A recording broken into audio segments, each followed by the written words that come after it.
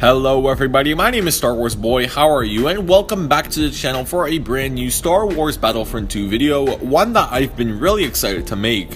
1 year ago, I kickstarted my content with 50 tips and tricks for Battlefront 2. Well, here we are 1 year later, going over 50 more tips and tricks. Whether you're a brand new player or a veteran, it's worth giving this video a watch because you might learn something you didn't. If any of these tips do help you, be sure to leave a like and subscribe if you haven't already. So, without further ado, let's get started with the first tip. Kills inside the objective areas will give you bonus battle points. This also goes for players carrying the objectives, such as an ion disruptor or cargo.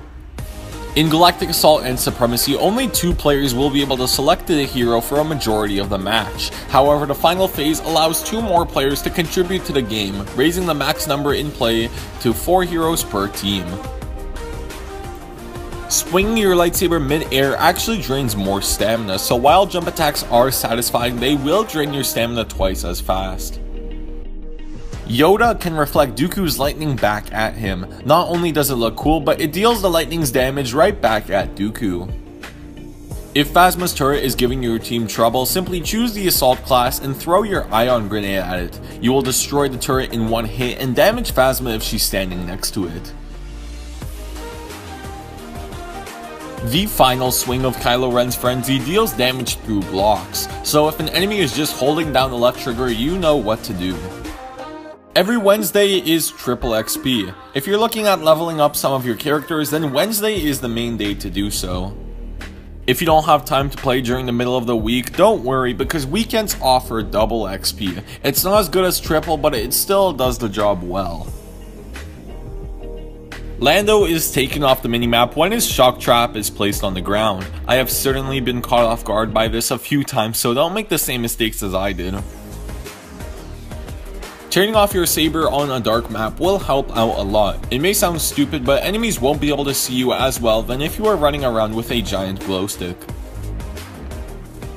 Flanking enemies really rewards the player. Since their back is turned to you, not only will you deal more damage, but you'll also save a lot of health as they won't be shooting at you. By the time they realize what's going on, they'll already be in the respawn menu. This is going to be a longer one. If you want to 1v1 your friends, simply go to Hero Showdown and make sure you're both on the same region. Matchmake at the same time while counting down. Keep doing this until you both get the same map. Once you're in the same game, you're all set to have some fun duels. Ion shot mods deal more damage to vehicles and turrets. It's a well-known fact, everybody knows it. But so many people are scared of using these mods because of the less damage it deals on troopers. The damage is so minute that you won't even notice, so just throw in an ion shot mod on if you have one and spray away. You won't even notice the damage difference. This may seem pretty obvious, but never run straight at an enemy with your block down, especially if they're shooting at you. Some weapons have incredible headshot damage and you can be killed in seconds. ATSTs may be a living hell, but they're not invincible. On maps like Hoth, you can easily pick them off across the map with your NT-242 disruptor shot. Leia's thermal detonators work differently than dashes. For them to be able to recharge, you must use all 3 of them. It can be quite annoying having to just throw one away, but it's better than having them on cooldown in a dire situation.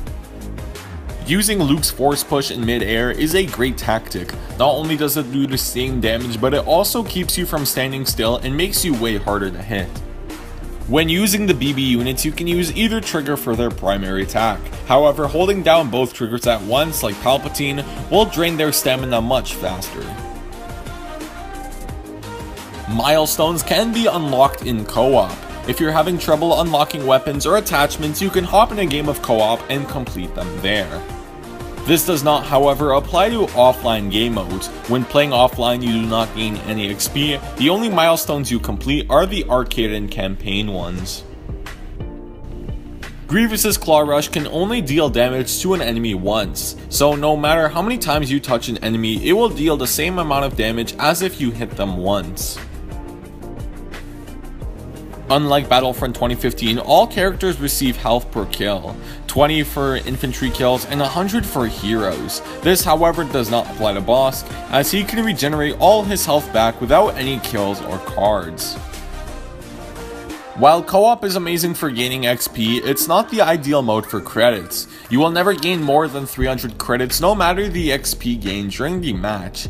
If you want to farm credits, I suggest playing Galactic Assault or HVV. You will gain a ton of credits for match length, winning, and scoreboard placement. While passive gameplay in Galactic Assault and HVV may reward you more credits, completing milestones is by far the fastest way to gain them as a new player. If you select any hero in co-op, you will complete milestones by either activating abilities or getting kills with abilities. Lightsaber characters can jump on top of AATs and destroy them, but I would not recommend doing this, especially if you're a brand new player, as you will probably die. The officer can actually throw double flash grenades. Throw the first one and then detonate it. Then use your recharge command and it will instantly recharge your flash grenade and you'll be able to use it again.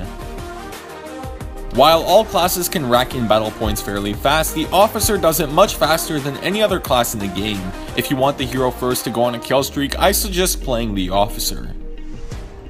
The officer's disruptor ability can actually cancel Bosk's predator instincts. If there's a Bosk murdering all your teammates, use your disruptor and he will be very confused as his ability will just be gone.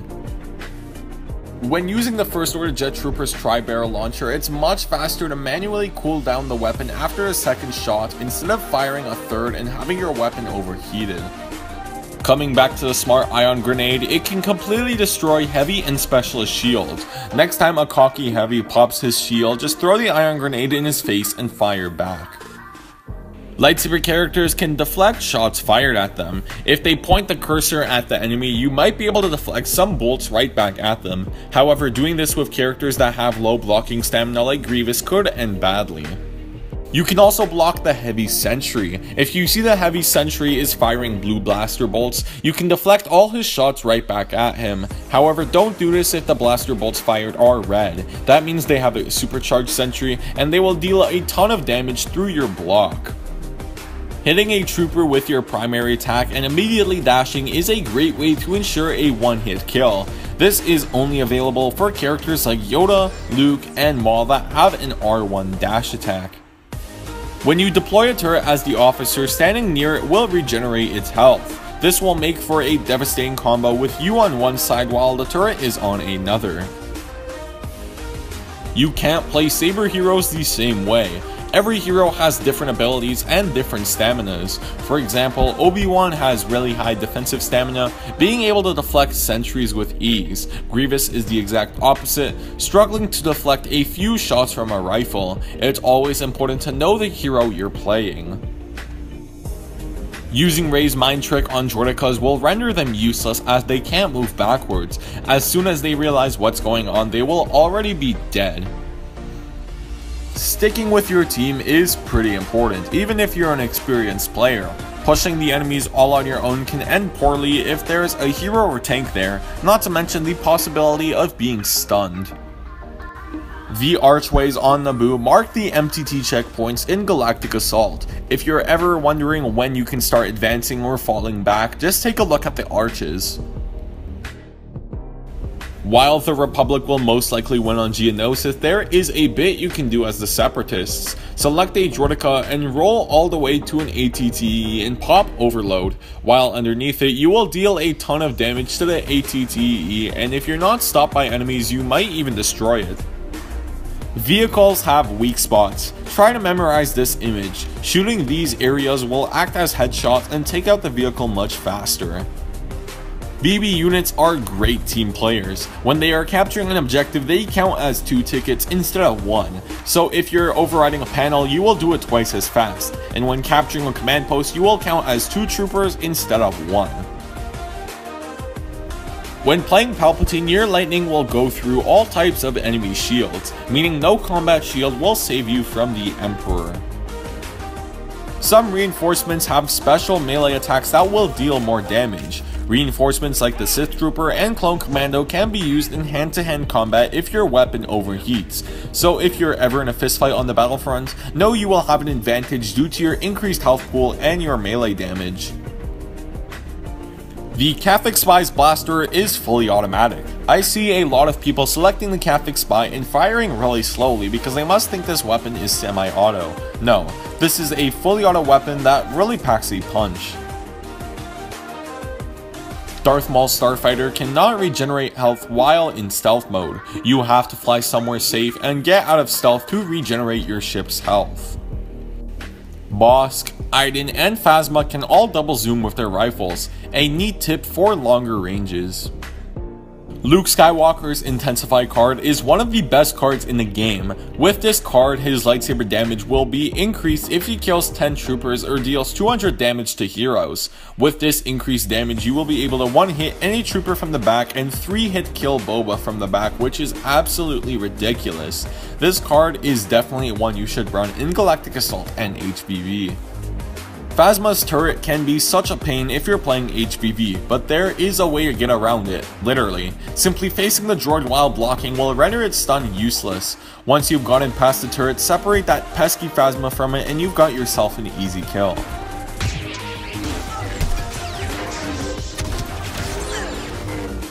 Finn actually gets a speed boost from his undercover team, so if you're ever getting chased down or have to fall back, just activate this ability and run for your life.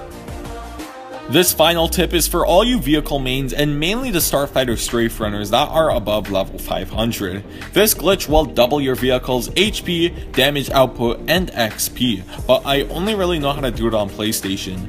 Once you've selected your vehicle and are going on a strafe run, simply press the PlayStation button and hover over the Battlefront 2 icon. Press the options button and scroll down until you see the delete option. Press X twice and the glitch should have worked.